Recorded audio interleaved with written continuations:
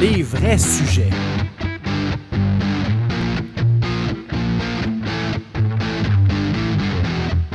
Les vraies questions.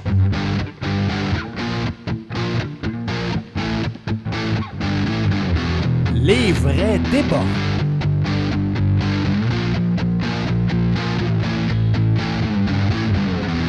Les vraies affaires. Hey, salut, c'est Julien Mercure. Et Philippe Rioux. Bienvenue à cette émission Les vraies affaires, l'émission du 6 juin 2014, anniversaire du débarquement en Normandie. Oui, ça était il y a 70 ans aujourd'hui. Je sais, excusez, là, je suis un geek. Mais dans 10 ans, ça va être 80. Ouais. Puis après ça, Ça va être 90. dans 10 ans de plus. Ouais, OK. ouais. Ben, on va voir le 100 Mais ans, après, ça va être après cool. c'est fini. Ah non, OK. Non, après, on n'en parle plus. Non, OK. C'est Non, jamais 80 arrivé. anniversaire. Après ça, on efface ça des livres Il d'histoire. faudrait faire un autre film là-dessus. Ben, pour vrai, oui. Mais Non, mais c'est vrai qu'on pourrait faire une série de 6 films sur 6 platoons différents. en fait, c'est pas vrai. Moi, je déplore toujours, on part sur une tangente, mais je déplore toujours le fait, puis parlons-en, vu que c'est le centenaire cette année de la Première Guerre mondiale, je sais que j'ai arrêté de vous écœurer avec ça, mais c'est quand ça demeure vrai, là. Il manque de films sur la Première Guerre mondiale. La deuxième, on a trop fait, mais la première, il en manque. Ouais, mais en même temps, la première, tu sais, ce qui s'est vraiment fait là-dessus, c'est plus peut-être des livres, là. Il y a eu énormément d'écrivains qui avaient du temps à perdre dans la tranchée. Oui, mais sauf qu'en même temps, justement, c'est qu'on n'a pas d'image visuelle. Ouais. On a moins d'images visuelles parce qu'en plus, toutes les vidéos d'époque qu'on a de cette guerre-là, c'est tout stagé parce que c'est pas vrai qu'ils filmaient dans des vrais assauts de la Première Guerre mondiale. Là. Personne n'avait le temps de faire ça. Là. Non. Deuxième Guerre mondiale, c'est plus vrai, là, mais la première, oubliez ça. Là. Mais surtout, écoute, il y a un historien qui a écrit un article, on part vraiment sur une tangente, mais c'est pas grave, qui disait qu'il fallait enseigner la Première Guerre mondiale, mais surtout en général la guerre, aux jeunes davantage comme un jeu de société. Pour essayer d'expliquer, surtout dans le cas de la Première Guerre mondiale, où tu as vraiment des jeux d'alliance qui fait très, en fait, jeu de société quand tu regardes toutes les interactions diplomatiques de cette époque-là. Puis je me suis dit, étant un grand fan du jeu Civilisation, si j'avais des compétences pour être capable de créer un mode ou quelque chose, pour recréer la Première Guerre mondiale, honnêtement, ça serait un vrai outil pédagogique awesome, évidemment accompagné par quelqu'un qui sait de quoi qu'il parle, puis qui accompagne des étudiants, mettons, du niveau collégial là-dedans, mais ce serait hot. Non, mais c'est un jeu, on peut pas apprendre avec les jeux. Faut écrire au tableau. Tu comprends pas? Ouais, non, c'est ça, c'est... J'ai jamais rien appris en n'étant pas à l'école. Jamais. Jamais. Non, tout ton toujours à apprentissage, l'école. Ouais, c'est Ouais. ça. Il n'y a aucun outil dans ta Non. vie qui t'a aidé. Hey, écoute, on a 3... C'était pas un sujet prévu, mais c'est pas grave. Alors, on a 3 autres sujets qui ne sont pas à caractère historique. On va commencer tout de suite avec un sujet que tu m'as proposé. La proposition d'étendre les heures d'ouverture des bars. Ouais. À quelle heure, hein, exactement? Je pense que c'est 6 heures. C'est juste certains bars de Montréal, un secteur privilégié qui devait avoir des contacts quelque part. Mais je pense que, par contre, la vente d'alcool se termine quand même à 3 heures. Ouais, je crois que oui. C'est un test, disons que c'est comme un espèce de petit test pilote. Et dans tout ce genre d'affaires-là, quand on parle de changement d'ouverture, il y a des gens qui sont pour, des gens qui sont contre. Les gens qui sont pour, c'est ceux-là qui font de l'argent avec ça. Ceux-là qui sont contre, c'est ceux-là qu'il faut qu'ils fassent. Peut-être que ça va diminuer en fait leur profit à cause de ça, etc. Ça l'amène, disons, le débat plus large de les heures d'ouverture, de manière générale. C'est quoi, qu'est-ce que ça change dans nos vies? Qu'est-ce que ça amène comme bénéfice ou problème, tu sais? Pas si longtemps que ça, on n'est pas si vieux que ça. On approche de la trentaine. Admettons, il y a 25 ans d'aujourd'hui. Je sais pas si tu te rappelles de cette époque-là avec tes petits shorts. Pas mais il y avait beaucoup de choses fermées le dimanche. En fait, la majorité des choses étaient fermées le dimanche. Il y avait énormément d'affaires fermées le dimanche. Le dimanche était mort. Oui, non, je comprends. Puis, c'est davantage une tradition. C'est issu de notre tradition catholique de rien faire le dimanche. Mais en même temps, on n'est pas la seule religion d'ailleurs à rien faire le dimanche. Mais en même temps, je sais pas. Moi, je comprends toute la dynamique de dire si tout le monde faut soit ouvert, faut que tu as des petites business qui vont être obligés de payer des employés, ça va être difficile, tout ça. Mais je t'avoue que je suis fermement du côté des gens qui disent moi, si je travaille du lundi au vendredi, j'ai pas le goût d'avoir à tout me taper ce que j'ai à faire en même temps que tout le monde le samedi. OK. Moi, tout pourrait être ouvert à 24 heures, je serais heureux. OK. En fait, même, je vais aller plus loin que ça. D'ailleurs, je passe pour le pire grincheux quand je dis ça. Là. Moi, que tout soit fermé à des moments précis durant le temps des fêtes, par exemple, ça m'énerve. Être obligé de passer à travers le temps des fêtes pour que les heures d'ouverture redeviennent régulières et que je puisse faire ce que je veux faire quand je veux le faire, ça me fait. Fait que, oui, je comprends. Comme travailleur, moi aussi, les congés fériés, je les aime. Là. C'est pas ça que je dis. Là. Mais je pense qu'on peut encore aller un peu plus loin dans l'accessibilité des services, particulièrement les services qui requièrent quelque chose sur place. Parce qu'aujourd'hui, il y a beaucoup de choses qu'on peut faire en ligne, que ça, il n'y a pas généralement de restrictions concernant les heures d'ouverture ou les choses comme ça. Mais il y a encore beaucoup de choses pour lesquelles on se déplace.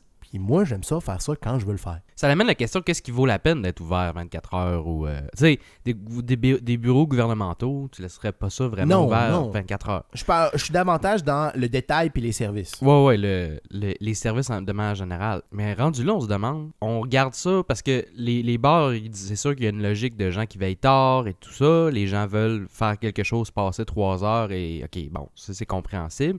Il y a la notion aussi des after hours, des places illégales qui s'ouvrent, qui, disons, répondent à la demande. Là. Une demande, exactement. Et il faut pas non plus renier ça. S'il y a des gens qui veulent faire le party entre 3h et 6h puis ils veulent acheter de l'alcool, il y a des places où tu peux aller, puis si tu as un 20$, tu peux acheter de l'alcool. Tu peux aussi prévoir un peu, n'avoir chez vous, puis retourner chez vous. Oui, mais en même temps, moi, je vais plus loin que ça, là. L'organisation, puis on peut ouvrir un sujet là-dessus d'ailleurs, tu disais toi-même d'entrée de jeu que ce genre de sujet-là sur l'heure d'ouverture des bars, ça implique en fait des choses qui sont beaucoup plus larges que ça. Moi, j'en reviens à remettre en question complètement la façon dont on organise notre temps. L'idée de travailler de jour et de dormir quand il fait noir, n'oublions pas que c'est davantage, d'abord et avant tout, issu du fait que l'on avait besoin de la lumière du soleil pour faire la plupart des choses qu'on avait le goût de faire. Et là, maintenant, on a de moins en moins besoin de ça. Puis quelqu'un là qui travaillerait de nuit, là, OK? Dans justement des business où on a déjà reconnu qu'on avait un besoin de travailler de nuit, que ce soit les manufactures qui travaillent des fois 24 heures sur 24, les dépanneurs, les choses d'urgence et des choses comme ça. Pourquoi que le gars, pour faire ses emplettes, mettons que, je dis le gars, mais mettons le couple, l'homme et la femme, les deux travaillent de nuit, ils n'ont pas d'enfant. OK? On va mettre une situation idéale. Pourquoi ils seraient obligés de retomber sur un horaire de jour la fin de semaine pour avoir le droit de faire leurs affaires puis leurs commissions, alors qu'on leur demande dans leur emploi la semaine de dormir le jour et de travailler la nuit? Mais je pense que ça revient un peu à la notion de dire, est-ce qu'il y a des moments d'heures de travail que l'on considère moins bonnes que d'autres, ou plutôt qui affectent la santé des gens, leur santé mentale et tout ça? Si on dit, par exemple, que travailler de nuit, c'est pas idéal, si on veut garder le minimum de gens possible qui ont à travailler de nuit, il faut un moment donné fermer des affaires, parce que sinon on embarque dans une boucle de tout va être ouvert la nuit, puis on se ramasse avec deux groupes de citoyens. Les gens qui travaillent de jour, les gens normaux, puis les gens qui travaillent de nuit. Ouais, mais moi je remets en question le concept des gens normaux. Non, je sais. Je sais, mais c'est quand même démontré, Julien, que quand les gens qui travaillent de nuit, puis là tu pourrais argumenter que les effets négatifs sont causés plus par le fait qu'ils sont les seuls à travailler de nuit, puis ils sont tout seuls, puis il faut qu'ils vivent dans leur monde. Il y a un peu de ça, effectivement. C'est vrai, mais de manière naturelle, on est quand même plus construit pour travailler à la lumière, comme tu as dit, que de travailler de nuit. Mais écoute, OK, travailler de nuit peut-être, mais encore là parce que la fin de semaine, c'est plus, disons, compliqué comme truc, parce que c'est vraiment hyper arbitraire. Là. Oui, je sais, mais justement, par exemple, bel exemple d'arbitraire. Pourquoi est-ce que les choses ferment à 5 heures la fin de semaine? Sans parler d'être ouvert 24 heures. Il y a de moins en moins de choses qui ferment à 5 heures. Ben, écoute, la plupart des magasins qui ferment à 9 heures le jeudi et le vendredi, puis même en semaine, ils ferment à 5 heures la fin de semaine. Je t'en passe le papier. Oui. Il n'y a pas de raison, là. Même sans commencer à parler d'être ouvert 24 heures. La raison, c'est que la majorité des gens ne travaillent pas le jour, la fin de semaine. Donc, ils peuvent réalistement se dire, je me lève à 9 heures, puis je vais au magasin. Alors que le jeudi, ben, ils travaillent. Ce que je dis, c'est que moi, j'aimerais vivre dans un monde où tu n'as pas besoin de faire ça. Si tu te réveilles sur une bulle, prenons une vie de frat boy la plus débauchée possible, tu as vraiment veillé tard le vendredi soir. Là. Vraiment, vraiment veillé tard. Tu te réveilles à 3 heures l'après-midi. OK? Puis tu dégriges jusqu'à 5 heures. Tu avais des commissions à faire. Pourquoi est-ce que la société t'empêche d'aller les faire, considérant qu'il y a probablement beaucoup de commerces qui ferment à 5 heures présentement, mais qui aimeraient ça rester ouverts plus longtemps, mais des fois, ils sont dans des centres d'achat ou des choses comme ça, puis ils peuvent pas rester ouverts. Mais ça serait-tu pas tout réglé par... Puis là, je sais que je vais embarquer dans « on veut pas travailler, puis c'est tout ça », mais est-ce qu'on va arriver à mener dans un monde où on a besoin de moins travailler? de manière générale que la majorité des gens, le temps plein, ça va être 4 jours. Puis si on a à faire... Là, ça en embarque un peu dans le sujet d'organiser un petit peu nos vies. Là, puis à quel point que c'est très arbitraire d'avoir une semaine de 7 jours, dont 5 jours en ligne qu'on travaille, puis 2 jours... Des fois, on questionne pas ça parce qu'on, écoute, c'est nos vies. On n'a pas le temps de questionner On ça n'a parce pas- qu'on le vit. On n'a pas le temps de questionner ça parce qu'il faut que je rentre lundi.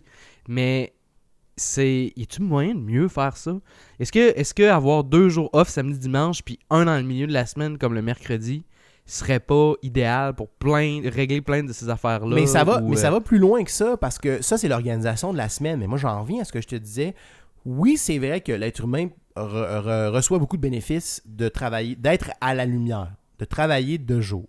Par contre, la façon dont on fonctionne aujourd'hui, c'est-à-dire une journée pleine, une nuit pleine, OK?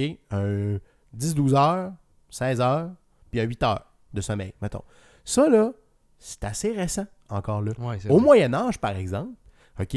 Encore là, à différentes époques du Moyen-Âge, c'est très long. Le Moyen-Âge, c'est OK? un gros La morceau. plupart des gens, comme ils se levaient extrêmement tôt, ils faisaient une partie de leur journée qui était quasiment dans la nuit, ou presque, très tôt le matin. Ils faisaient leurs affaires. Souvent, ils dormaient un bout qui englobait la soirée. Puis ils pouvaient se réveiller en pleine nuit, manger. Les repas, c'était pas 3 repas par jour comme on avait aujourd'hui. Et souvent, la nuit était souvent scindée en 2 siestes de 3-4 heures. Puis entre les deux, là, ils faisaient pas juste se réveiller puis virer dans le lit, là. Ils se levaient, ils mangeaient, souvent. Souvent, ils faisaient le devoir conjugal à ce moment-là. Aussi déplaisant que ça pouvait être dans les conditions d'hygiène du Moyen-Âge. Mais ça, c'est une autre chose. Après ça, bon, ils faisaient d'autres activités, ils s'occupaient de la maison. Ils se recouchaient, ils se relevaient puis ils recommençaient leur journée. Fait que moi, c'est ça que je remets en question. Je dis pas que ce qu'on fait nécessairement, c'est pas bon. Ce que je dis, c'est soyons conscients que la façon dont nos journées sont organisées, let alone la semaine, c'est arbitraire. Nous sommes libres, en tant qu'être humain, de réviser ça et de s'adapter aux réalités nouvelles, entre guillemets, c'est-à-dire la disponibilité de l'électricité rend la lumière disponible 24 heures sur 24, rend la possibilité, avec le télétravail maintenant, et le travail à la maison, des choses comme ça, de faire énormément de travail aux heures que tu veux, quand tu veux. Donc, le 9 à 5, là, je trouve qu'il fait de moins en moins de sens. Pardonnez l'anglicisme. J'imagine que ça va être un wait and see, ou plutôt dans quel genre de direction qu'on va s'enligner collectivement. Mais en même temps, j'espère qu'on va peut-être avoir une occasion de réorganiser tout ça d'une manière qui va plus fitter avec le cycle naturel de la bébite qu'on est, ou quelque chose du genre, pour améliorer notre qualité de vie, tu sais. Mais c'est vrai que c'est le fun d'avoir des trucs ouverts, mais la question rendue là, c'est plus, est-ce qu'on devrait limiter de quelque manière que ce soit l'heure d'ouverture de quelque chose que ce soit, ou juste de laisser Le marché. le marché et Le pur capitalisme. le naturel revenir au galop? Est-ce que nécessairement ça l'amène tout à être ouvert 24 heures ou pas vraiment? Ouais. Mais pour en revenir par contre à notre sujet original, c'est-à-dire Des l'heure bars. d'ouverture des bars, il y avait j'écoutais une entrevue à la radio où il y avait un propriétaire de bar qui soulevait un point intéressant. Parce que dans le cas précis des bars, de distinguer entre l'heure d'ouverture et l'heure de fin de vente d'alcool a une conséquence Oui, oui. particulière. C'est-à-dire que quand il lui disait, nous on veut allonger les heures d'ouverture sans allonger les heures de vente d'alcool pour, entre autres, permettre aux gens qui boivent jusqu'à ce qu'ils peuvent commander leur dernière bière de pouvoir décanter et dessouler, et ça viendrait minimiser la sortie massive de 3 heures. Oui, il va y avoir encore une sortie massive, entre guillemets, à 6 heures. Mais tu sais, il y a du monde qui sort des bars à 3 heures puis qui travaille le lendemain. Du monde qui sort des bars à 6 heures puis qui travaille le lendemain, non moins. Fait que généralement, ça risque que la sortie massive à la fermeture des bars va être beaucoup moindre et ça va peut-être faciliter, entre autres, le travail des policiers, le travail des taxis, le travail des moyens de raccompagnement qui vont peut-être permettre à des gens trop chauds de ne pas prendre leur volant ou de rester puis de dégriser dans le bar jusqu'à 5 heures en buvant de la limonade. Ouais, c'est valable. C'est pas la fin du monde non plus. Est-ce que c'est une compétition déloyale? Parce que là, c'est juste un certain quartier de Montréal qui a accès à ça. C'est un test pilote. Mais le problème avec ces tests pilotes-là, c'est que contrairement à d'autres genres de tests pilotes, lorsque tu utilises le vase clos de juste un secteur de bar, ça va pas nécessairement... Ce que je veux dire, c'est que l'ouverture des autres bars autour, plutôt la non-ouverture des autres bars autour du de la place où il y a le test pilote influence sur le déroulement du test pilote. Ça crée une dynamique Ça propre. crée une dynamique propre, unique au test pilote en ce moment, alors que si tous les bars étaient ouverts dans ce genre d'heure-là, ça change la dynamique. Ouais. Là, ce secteur-là va bénéficier, disons, d'un buzz du 3 à 6 qui est artificiel. Parce qu'après, si c'est élargi à tous les bars, il y a peut-être des gens là-dedans qui vont avoir une mauvaise surprise. Mais encore là, tu sais, le buzz du 3 à 6, tu sais, qui trippe sur 3h à 6h du matin, pas d'alcool? Écoute, là, je parle, j'ai aucune idée parce que moi, les bars, ça me lève le cœur. Non, Fait que moi, je parle complètement, là, comme si je parlais des fans des poupées roses. Là. J'ai aucune idée de ce que je parle en ce moment. Moi aussi, je parle un peu à travers mon chapeau, mais n'en demeure pas moins que dans ce cas particulier, il faut vraiment faire la distinction entre l'heure d'ouverture et l'heure de fin de vente d'alcool. Mhm. C'est là vraiment le nœud du problème. Pour moi, c'est pour ça que j'y vois pas vraiment un problème, dans la mesure où, si c'est juste d'allonger l'heure d'ouverture du commerce, mais qu'on change pas l'heure de fin de vente d'alcool, qui est là pour plusieurs bonnes raisons. Moi, je trouve que celle dans les dépanneurs, elle m'énerve, mais elle vient justement du lobby des bars et des restaurants.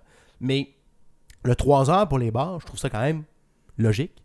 Puis, tant qu'on parle pas de ça, je trouve que la problématique est beaucoup moins grande que si on commençait à dire on va fermer les bars à 6 heures puis on va arrêter de vendre l'alcool à 6 heures. Puis, newsflash, dans 2 heures, tu peux en racheter au dépanneur. À partir de 8 heures. Fait que, tu sais, Fait qu'il y a un dead spot dans la journée de T'sais, 2 heures. regarde, de ce que je te parlais tout à l'heure, bel exemple. J'ai travaillé dans un dépanneur pendant quelques années. Il y a du monde qui travaille de nuit. Ben, j'avais du monde qui finissait le chiffre de nuit. Eux, c'est comme finir la journée, là. OK? Ils finissaient à 6 heures, ils arrivaient au dépanneur. Ils arrivaient au dépanneur à 8 h moins quart. Ils glandaient devant les frigos pendant 15 minutes pour avoir le droit d'acheter leur bière qu'ils vont boire légitimement chez eux à la fin de leur journée de travail. Tu sais, en même temps, il aurait pu l'acheter au début de son chiffre de travail. Ben, il aurait pu, mais elle aurait à chauffer dans son char. Ben, il peut aller. En tout cas, ouais, je comprends. Tu comprends-tu, là? Ouais, mais en même temps, je veux dire, faut pas penser que l'heure d'ouverture, plutôt l'heure de vente d'alcool, c'est une espèce de besoin nécessaire, tout ça. Tu sais, tu peux prévoir en avance puis acheter de la bière avant 11h. Tu sais. Je suis d'accord, mais... Tu sais, mais à chaque fois que quelqu'un arrive avec une urgence au dépanneur d'acheter de la bière, puis qu'il est 11h15, c'est comme, oh oui, t'as une super urgence, dude. Là. Je suis d'accord. Non, mais ça Je suis vraiment triste pour toi. Là, je suis d'accord que c'est pas une urgence, mais je trouve que vers où on s'en va en termes d'accessibilité de toutes choses dans notre société, je trouve ça quand même ridicule qu'on dise aux gens « prévois-le d'avance ». Tu sais, quelqu'un qui fait du 9 à 5, là, tu ne diras pas « prévois l'avance, achète ta bière avant de partir travailler parce qu'à 5 heures, tu pourras pas l'acheter en revenant ». Mais ça, c'est vrai par contre qu'il y a certains services quand tu travailles de 9 à 5 auxquels, surtout si tu as du trafic, et ça va nous amener à un prochain sujet, Oh yes! que si tu es pogné dans le trafic, par exemple, de Québec, il y a certains commerces que tu n'auras pas du tout accès durant la semaine. Essaye d'aller au garage.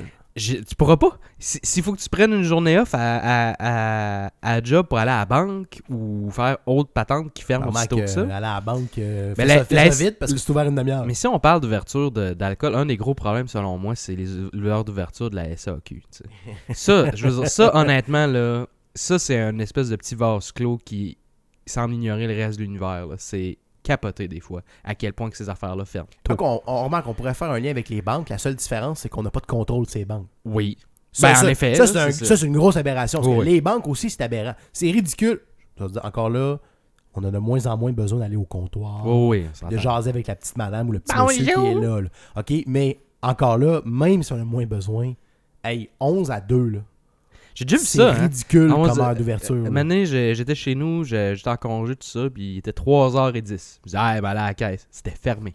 Elle fermait à 2h. Puis c'est pas juste fermé comme ça vient. Ils viennent de mettre le clé en porte. Là. Ça fait longtemps que c'est fermé. C'est là. genre, j'étais arrivé là-bas, le building était fret. C'était fermé, là. 3h10, je capotais. Mais sinon, c'est vrai dire que... qu'ils ont des heures d'ouverture au pluriel, c'était presque exagéré. Puis là, by the way, c'est 11 à 2, mais même pas tous les jours. C'est genre fermé le mercredi. là. Tu sais. C'était une grosse caisse, là. Mais, C'était pas petit, mais t'as là. raison, par contre, l'aberration est encore pire dans le cas de la SAQ parce que ça, en théorie, Oh ouais. on a le contrôle là-dessus. Tu sais, en tout cas, on va faire effectivement la transition. On va prendre la transition que tu as si bien amenée. Oui, si t'es pogné dans le trafic, ça va t'enlever des heures dans ta journée. De plus en plus, d'ailleurs, si t'habites à Québec, parce qu'il y a un article qui est sorti cette semaine qui, basé sur une méthodologie quand même qu'il faut... abordé avec une grande dose de prudence, on va dire ça comme ça, mais qui disait quand même, le message global, c'était que le trafic à Québec, c'est plus une blague, là. C'est vrai.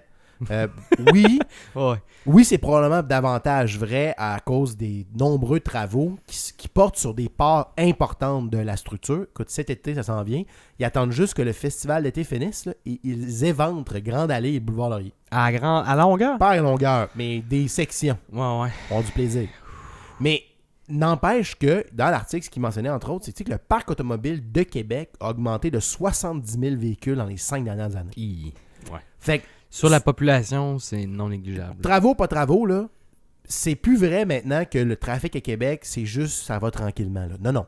Tu peux perdre du temps dans le trafic, comme il faut, particulièrement sur la capitale. L'article était illustré par une belle photo de la capitale bien bouchée. Il y a des gros problèmes de design à la capitale. Entre autres, pour moi, le pire, là, c'est l'entrée, plutôt la sortie qui nous amène vers Pogny la 73 Nord. La Laurentienne, là. Ah, Ouais. La double sortie. Là, Quel parce que- clusterfuck de Ouais. merde. Maudite affaire. En fait, pour expliquer, c'est que dans le fond, c'est une sortie. C'est une unique sortie pour les deux directions Ouais. de Laurentienne, nord et sud. Mais c'est une sortie qui vient après une entrée aussi. Oui, avec une très petite voie d'accélération. Ah, Effectivement, Ça, c'est la pire c'est affaire. plate parce que c'est le genre de choses qui n'a pas rapport à la surface ou plutôt on n'a pas de place ou tout ça. On pourrait refaire ce coin-là, tu sais. Et c'est sûr que ça aurait un impact majeur sur la circulation à ce niveau-là. Mais là, si on parle de vrai trafic, tu sais, Henri IV, ça s'en vient, là. Mais tu sais, Henri IV, en fait, la différence, ce qui est nouveau pour Québec, soyons francs, là, c'est qu'Henri IV, il y a du trafic pas mal tout le temps. Et puis assez gros pour le trafic normal. La fin de C'est semaine, ça. il jamme, là. Henri Exactement. Alors, tu sais, à Québec, ça fait quand même quelques années qu'on peut dire l'heure de pointe, certains secteurs, particulièrement dans les petits bouts du Vieux-Québec, ou justement du Fray-Montmorency, par exemple, des choses, oui, ça bouche, la Côte-d'Abraham. Fait un bout que ça bouche à l'heure de pointe. Mais là, que tu prennes ça, un samedi après-midi, là, il est 2h30, il fait beau, pas de pluie, pas de neige. Puis tu essaies d'embarquer sur Henri IV, puis t'arrêtes. Ça, c'est nouveau. ça, c'est signe que manque de tuyaux, là. Mais là, cela étant dit, les gens qui habitent dans des grandes villes au Canada vont nous dire « Ah, vous avez rien vu, à 1h du matin à Toronto, il y a du trafic. » Oui. Puis d'ailleurs, l'article dans le Journal de Québec était avec un titre « Ah, Québec s'est rendu pire que Montréal. » Quand on regarde Ouais, vraiment c'est les faux. données qu'il y a dans l'étude, ce qu'elle disait surtout, c'est que Québec est maintenant rendu top 25 nord-américain dans le terme de trafic, top 6 canadien. Puis tu sais, top 6 canadien, là, quand tu décomptes les grosses villes canadiennes, On est dans le top 10 des grosses villes, vraiment. fait que tu sais, quelque part, c'est juste de dire que le trafic à Québec est peut-être un petit peu pire que ce que sa population tendrait à donner comme données. Parce que, entre autres, il y a plusieurs travaux, puis aussi parce qu'on fonctionne avec beaucoup les autoroutes. Et ça crée donc des voies obligées pour aller à bien des endroits, ce qui fait que tout le monde se ramasse essentiellement aux mêmes places.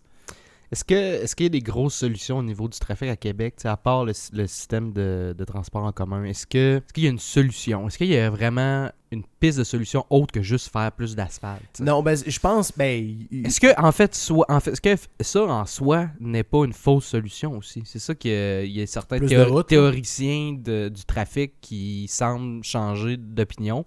D'ailleurs, les États-Unis, c'est un petit peu un genre de zone de test de tout ce qui a rapport au trafic, là. LA a des systèmes de gestion de trafic. D'ailleurs, ils limitent l'entrée, des fois sur l'autoroute. Ils donnent juste une chose qu'ils font, c'est que quand il y a des gens qui rentrent sur l'autoroute, ils laissent juste aller, mettons, 4-5 voitures à la fois dans une entrée pour pas bloquer l'entrée. Ce qui finit que ça bloque la voie.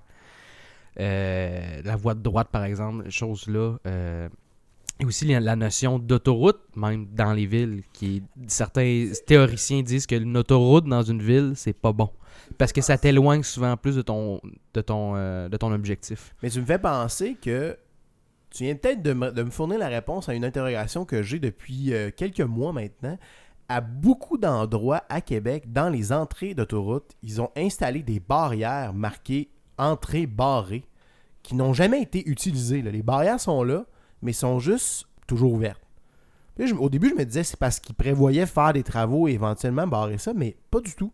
Et je suis en train de me dire, est-ce qu'à Québec, on n'est pas en train de se guirer exactement pour ce que tu viens de dire, c'est-à-dire un système de ferme. J'en vois une, entre autres, pour embarquer sur Henri IV à partir de Hamel.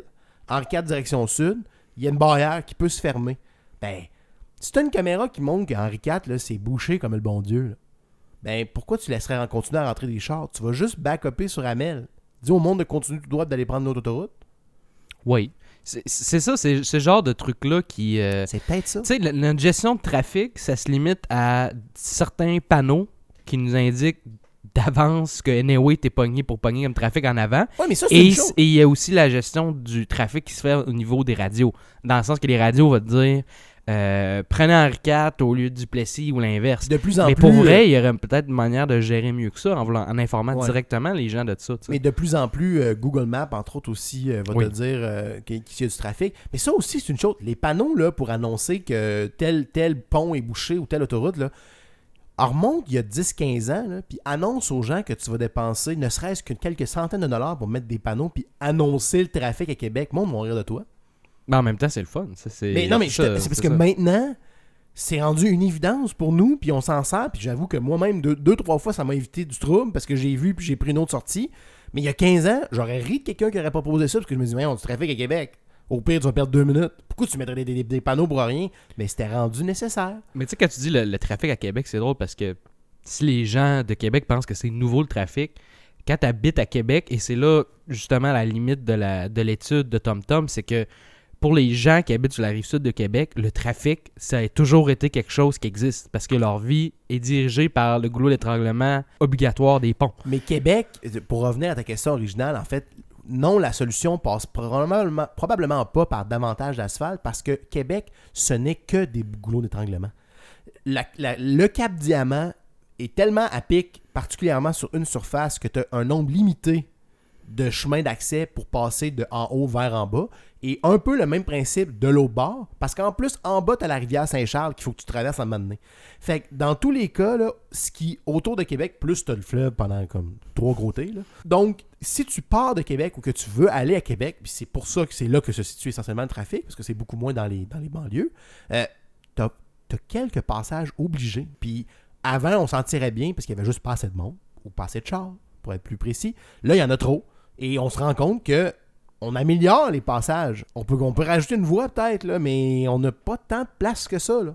C'est ça, c'est que t'as beau élargir. Si t'élargis, mettons, Henri IV, t'élargis Duplessis, puis t'élargis Henri Bourassa, puis la capitale, mais si ultimement tu vas aller sur la rive sud, pont Pierre-Laporte, il y a 3 voies là, de chaque bord. Il peut pas être plus que ça. Et c'est là que ça revient à la notion de si on met plus d'asphalte dans notre ville, est-ce qu'on le met dans les goulots d'étranglement ou on le met en périphérie, tu sais? Quelqu'un qui habite à Sainte-Foy, le trafic de Sainte-Foy, oui, il a peut-être augmenté dans les dernières années, mais il n'y a pas plus de goulots d'étranglement à Sainte-Foy qu'il y en avait vraiment avant. Parce qu'il habite déjà dans la ville, habite à Québec. Et c'est là le problème avec cette étude-là qui ne représente pas, je pense, la vraie réalité des gens qui embarquent dans le trafic. C'est que si tu habites à Montréal, premièrement, tu peux prendre le métro, puis si tu prends pas le métro, t'aimes vraiment ça te faire chier. Ton problème. C'est vraiment ton problème. Mais le trafic à Montréal, c'est bien beau, mais le problème, c'est pas vraiment le trafic à Montréal, mais c'est plutôt du trafic vers Montréal. Mais c'est le même principe. Là, les ponts, il y en a la moitié qui marchent pas à Montréal. Si tu habites sur la rive sud, c'est quasiment un jeu d'or savoir quel pont tu vas pouvoir prendre parce que la moitié sont fermés là, la moitié sont fermés la fin de semaine, etc. Et c'est la même chose à Québec, les gens qui arrivent de la rive sud, c'est toujours eux qui ont subi le plus de trafic. Oui, c'est ça j'allais dire. Je ne sais pas si dans l'étude le trafic se fait à 20. Es-tu compté, là? Parce que moi, c'est ça, le genre de belle notion de territoire quand on n'analyse pas la région métropolitaine au complet, incluant la Rive-Sud. Si les gens de Lévis et de Charny qui travaillent à Québec sont pas comptés dans l'étude, la réalité est complètement ignorée de tout ça, tu sais. Mm-hmm. On s'en fout, là, la personne de Céleri, le trafic qu'elle a pour se rendre à Grande Allée, là. C'est pas important, ça, là. C'est pas ça, le vrai trafic. Là. Effectivement. Mais on serait dû pour un nouveau beau plan d'urbanisme à Québec. C'est déjà fait. Le plan d'immobilisation de 25 ans, ça implique énormément de densification, justement parce qu'ils savent, à cause des goulots d'étranglement naturels de la ville, on ne peut pas étendre la ville de Québec à l'infini, parce que d'un côté, il y a le fleuve, mais aussi au nord, on peut pas non plus. On arrive à la limite de l'exploitation des zones du nord de la ville, parce qu'après, il y a des montagnes. Fait qu'on peut... c'est pour ça, là, présentement, on va vers l'est puis vers l'ouest. Mais ça aussi, ça a des limites. Ça aussi, je te dirais que vers l'ouest, vers Montréal, t'as moins de limites. Là, mais la limite, c'est Trois-Rivières. Oui, ultimement. Mais non, mais la vraie limite, c'est un autre goulot d'étranglement. C'est que présentement, là, quand tu pars de là, c'est Charest. C'est la 40, là. Ah oui, c'est Puis ça. je t'en passe un papier Ça jamme. que dans le S, dans le coin de Saint-Augustin, jusqu'à Duplessis, là, ça jamme pas à peu près le matin. Là. Je suis assez content de payer dans ce coin-là parce que ça me prendrait 1h30 de me rendre à la job. Mais en fait, je pense que c'est ça, c'est qu'on se dirige. Tantôt, hier, j'étais dans le coin de Saint-Anne-de-Beaupré, puis vers l'est, effectivement, Côte-de-Beaupré, là, on est rendu avec des gros condos qui se construisent, puis je te confirme que c'est pas tout du monde qui travaille au gift shop de Côte-de-Beaupré, là. Il y en a beaucoup. Il y en a beaucoup de travail à Québec, là. Fait que, mais c'est ça, c'est bien effectivement de savoir que l'idéal, c'est qu'il faut qu'on ait un plan pour que tous les goulots d'étranglement que l'on connaît soient le plus A1 possible. Dans le sens qu'on ne pourra pas en avoir d'autres, on ne peut pas percer de nouvelles voies, nonobstant le fameux tunnel. Fait qu'il faudrait s'assurer pour que les voies qu'on utilise et qu'on a soient le plus streamlinées possible pour que le monde s'en rende le mieux possible et de la meilleure façon possible. Hey, écoute, on est déjà vers la fin de notre épisode, mais on a un dernier sujet important quand même. Un sujet en béton. Oh. Oui, un sujet en béton. En fait, c'est dans la foulée du budget qui va être déposé incessamment cette semaine. On a appris que finalement, la cimenterie de Port-Daniel sera effectivement financée à la hauteur de 300 quelques millions, je crois. Et j'ai vu quelques personnes qui défendaient le point pour, mais j'avouerais que de façon générale, tout le monde que j'entends parler de ça... Les gens qui habitent à Port-Daniel. C'est ça. Ou les gens qui ont des intérêts versés envers les gens qui habitent à Port-Daniel. C'est ça. Mais ça, là, ça soulève toute la question de jusqu'à quel point quelles mesures on va prendre pour faciliter que des gens restent où ils veulent rester au détriment de toute logique. Toute logique économique. Toute logique économique. On va se le dire, ce projet-là, c'est pas un bon projet. Je suis convaincu du fond de mon âme que d'ici 5 ans, on va regarder ça et on va se dire quelle belle erreur. La même chose avec Gaspésia à Chandler il y a quelques années. Un gouffre. Un vrai gouffre. Là. On va pomper de l'argent là-dedans. Il va rien qui va en sortir. Moi, à chaque fois que je vois des dossiers comme ça, là, je m'excuse, là, mais moi, je vois la dévie à Québec. Dans un contexte différent, Oui. mais garder des jobs pour garder des jobs au détriment de toute considération des coûts et de qui paye pour. Le problème avec Davy, ce qui aide Davy à rester vivant dans le collectif, c'est que ça existe déjà. Il est déjà là. Ouais, Il suffit juste de lui donner de l'électricité puis d'ouvrir la porte pour que ça marche. Alors que là, Port-Daniel, on va créer du vide, là.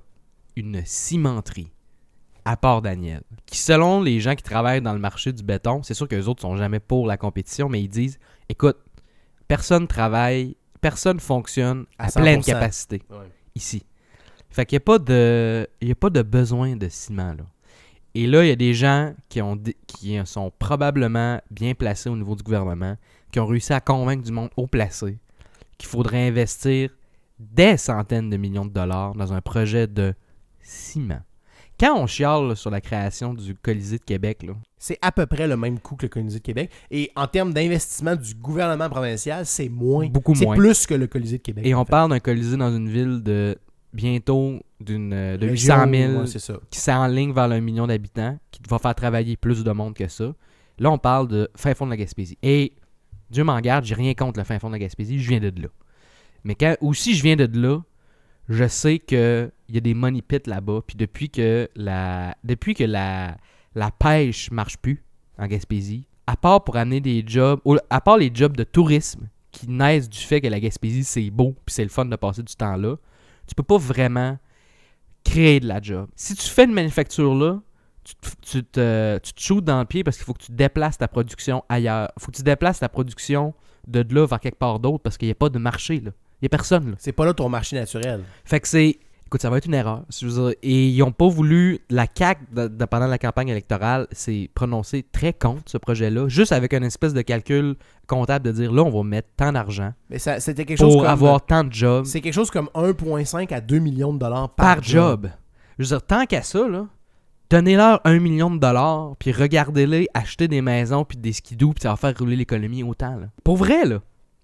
Mais c'est comme je te dis, c'est que cette question-là, ça soulève la question plus large de dire quels sont les efforts collectifs qu'on va faire pour ça? Écoute, en m'en venant tantôt, j'entendais à la radio un exemple qui... J'aime pas ça quand on va prendre des petits exemples comme ça puis qu'on chiale sur des petits montants, toute proportion gardée. Ouais. Mais ils viennent de terminer ils viennent d'acheter un nouveau bateau pour faire la traverse entre la municipalité de l'Île-Verte et l'Île Verte, qui est une île. OK.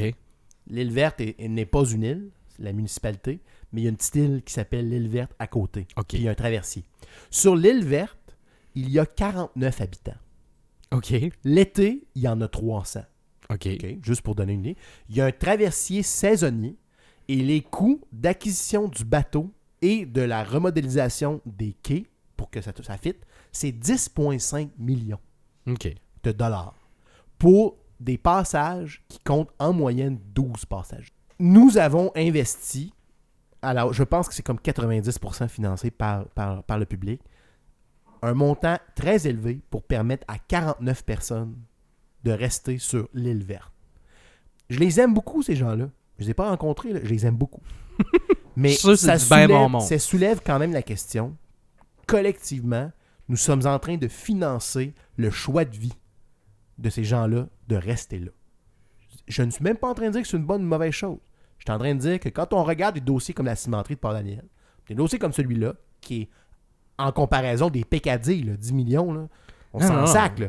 Mais le prorata de gens qui bénéficient, c'est similaire. Là. Philosophiquement, je pense que ça soulève la question de dire, est-ce qu'il y a une limite à un moment donné à conserver des gens là où ils veulent demeurer, juste parce qu'ils veulent demeurer là. Puis si on en regarde juste le développement de la Gaspésie, pour vous donner une idée de qu'est-ce qu'il y a en Gaspésie, là, je veux dire, il y a la vraie Gaspésie. Là. Il y a Gaspé. Gaspé, c'est la plus grosse ville de la Gaspésie. Il y a environ 10 000 personnes là-dedans au total, parce que là, la ville de Gaspé, c'est un territoire absurdement gros. Là. Mais disons, la place où il y a du monde puis des dépanneurs, là, 10 000 personnes. Là où il y a une certaine densité. Il y a un hôpital et un cégep. On va dire ça de même. Si tu investis ailleurs que ça, tu investis littéralement dans des mini-villages. Dans le vide, en fait. Pas mal dans le vide. Peu. Fait qu'il y a une cimenterie à Port-Daniel. Avant, il y avait la Gaspésie à Chandler. Il y avait la mine de Murdochville. Mais la mine de Murdochville restait la seule réelle industrie qui avait une raison d'être.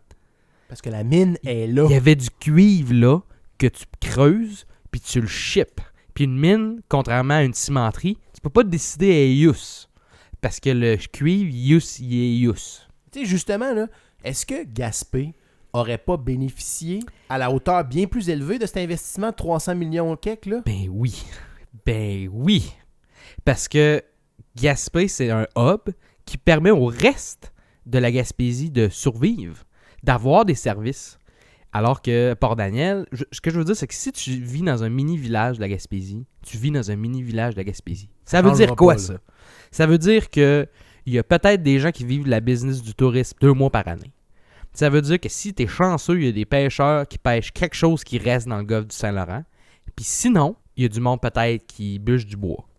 C'est ça les ressources, là. C'est d'acide, là. Puis le reste du monde qui travaille là, c'est pour supporter ces gens-là. Dépanneur, une caisse, SAQ, peut-être un CLSC. Minimal, là, c'est ça. T'sais, fait que là, faut arrêter de se faire à croire qu'on va faire du développement en dompant une cimenterie à Port-Daniel. Là. Ça fait absolument rien, là. Ça serait encore... En fait, ça serait mieux. Si vous voulez juste donner des jobs, là, déplacer des centres d'appel, déplacer des centres de services du gouvernement, parce que ça, on peut décider où ce que c'est correct. Puis si on veut décider qu'on amène ça en Gaspésie, ben peut-être que ça serait mieux servir que d'ajouter un autre bureau à Québec. Mais encore là, soulevons la question. Si ça coûte 3 fois le prix, aller l'installer là, mais ça soulève quand même la question de dire est-ce que ça vaut le coup? Mais théoriquement, ça ne devrait pas couper le 3 fois le prix. Exactement. Mais une cimenterie à Port-Daniel, bon. Du vide, là. Ça coûte cher. Fait que là, on finance ça. Là, ils ont changé, disons, le split de risque. Parce qu'en plus...